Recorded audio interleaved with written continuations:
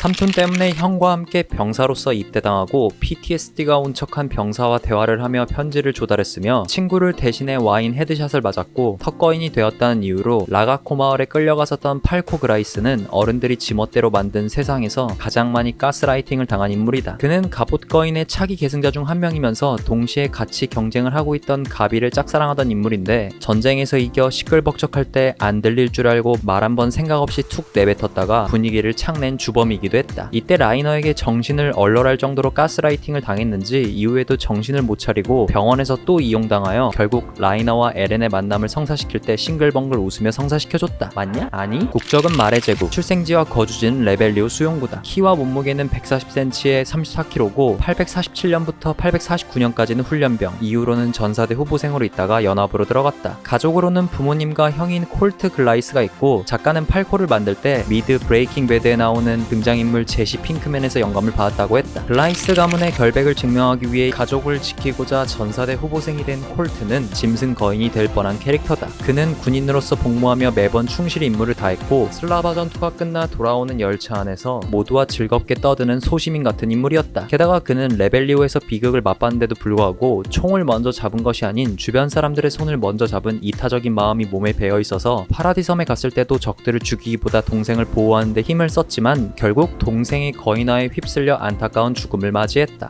854년 전쟁 막바지에 전사대로 슬라바 전투에 참가해서 큰 활약을 보이진 못했지만 위험한 가비를 향해 몸을 던지며 그녀를 보호했다. 얼마 후 수용소로 돌아가 참전 병사를 도와주며 그와 친구가 되었고 동시에 자신도 모르게 라이너의 살자를 막아냈다. 참전 병사와 고민 상담을 통해 존경심을 갖게 된 팔코는 편지도 전달하면서 용기를 얻어 훈련에서 처음으로 가비를 이겼다. 축제 당일 밤 라이너를 보고 싶어하는 크루거의 말을 듣고 라이너를 데리고 방으로 안내하여 그곳에서 모든 진실을 듣게 되었다. 전투가 일어나서 혼란이 지속된 가운데 가비의 증오심에 덩달아 비행선으로 들어가 그곳에서 사람 한 명을 죽이고 물매를 맞았다. 이후 파라디섬에서 구금되어 있었지만 가비의 재치로 탈출하여 카야라는 소녀를 만나 블라우스 일가와 함께 생활했다. 며칠 뒤 말의 출신 요리사가 경영하는 레스토랑에 초대되었는데 그곳에서 가비가 죽인 여자가 요리사가 사랑했던 여자라는 사실을 알게 되어 가비를 대신해 척수액이 들어간 와인을 맞아버렸다. 하지만 마레의 기습으로 고향으로 돌아갈 수 있었던 팔코는 헌병대장 나일의 도움으로 형과 재회했지만 뒤늦게 도착한 지크의 외침 때문에 거인이 돼버렸다. 그러나 폴코의 희생으로 다시 인간으로 돌아올 수 있었고 그렇게 턱거인을 계승받았다. 이후 연합에 들어가 파라디섬 항구에서 처음으로 거인이 되었다. 그러나 애니의 기브업으로 전쟁터에서 멀어졌는데 천지전에 참가하기 위해 아즈마비토의 배를 파괴하면서 새 거인으로 변하는 데 성공하여 아르민 일행을 만나 그들이 반격할 수 있도록 도와 천지전에서 활약을 했다. 857년 연합에서 가비와 함께 리바이를 간병하며 살았다. 팔코는 주변인들이 매번 구해주고 도와주는 손이 많이 가는 아이였다. 하지만 형과 똑같았는지 타인을 위해서라면 몸을 내던지고 심지어 적국의 병사까지 도와주었으며 PTSD가 온 사람한테 직접 나서서 따뜻한 위로의 말을 전했던 착한 성격을 가지고 있었다. 게다가 전사대 선배들을 이름을 대신해 직책으로 말하며 존경하는 태도를 보였고 이후 코니가 자신을 이용했음에도 불구하고 원한과 복수심 따위는 없었던 순수한 소년이었다. 또한 자기 객관화가 가장 잘 되어 있는 인물이라 마레가 공격당한 것에 대해 이해를 했다. 또한 눈치가 겁나 빨라서 매번 친구 대신 눈치 챙기느라 개고생했다.